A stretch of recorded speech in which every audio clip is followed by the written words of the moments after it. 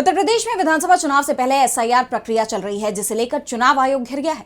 Samajwadi party के प्रमुख अखिलेश यादव लगातार हमलावर हैं और अब एक बार फिर उन्होंने बीजेपी और चुनाव आयोग पर जोरदार हमला बोला है।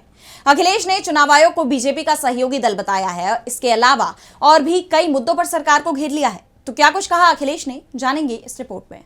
देश भर में एसआईआर को लेकर शुरू हुआ विवाद खत्म होने का नाम नहीं ले रहा है। एक तरफ पश्चिम बंगाल में मुख्यमंत्री ममता बनर्जी लगातार हमलावर हैं, तो दूसरी तरफ उत्तर प्रदेश में समाजवादी पार्टी के प्रमुख अखिलेश यादव सरकार और चुनाव आयोग पर सवाल खड़े कर रहे हैं।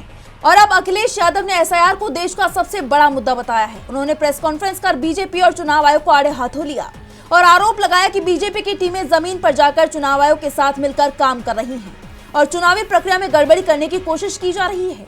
जमीन पर ग्राउंड पे जाकर के क्या भारतीय जनता पार्टी चुनाव आयोग से मिलकर के गड़बड़ियां कर रही है, वो जनता तक पहुंचाने का काम किया। अखिलेश ने यह भी कहा कि चुनाव आयोग अब कोई निष्पक्ष संस्था नहीं रह गया है, बल्कि वो बीजेपी का आयोग बन चुका है और लंबे समय से लोकतंत्र के खिलाफ काम कर रहा है। उन्होंने बिहार चुनाव का उदाहरण देते हुए कहा, एसआईआर के माध्यम से बिहार का चुनाव उन्होंने जीत लिया। एसआईआर की बड़ी भूमिका थी माहौल बिगाड़ने के लिए, दबाव बनाने के लिए, मनोबल गिराने के लिए। बिहार के चुनाव को जीत लिया भारतीय जनता पार्टी ने। वेस्ट बंगाल में भी यही कोशिश कर रहे हैं एसआईआर को लेकर के।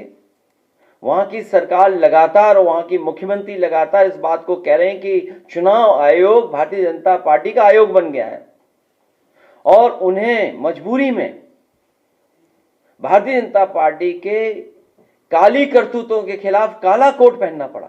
यहाँ तक कि उन्होंने तंज कसते हुए कहा कि चुनाव आयोग पर बीजेपी का झंडा लगा देना चाहिए। इसके साथ ही अखिलेश ने मांग की है कि चुनाव आयोग फॉर्म 7 भरवाना बंद करे। अखिलेश के इस हमले से चुनाव आयोग की निष्पक्षता पर गंभीर सवाल खड़े हो गए हैं। डीवी लाइव उत्तर प्रदेश की रिपोर्ट।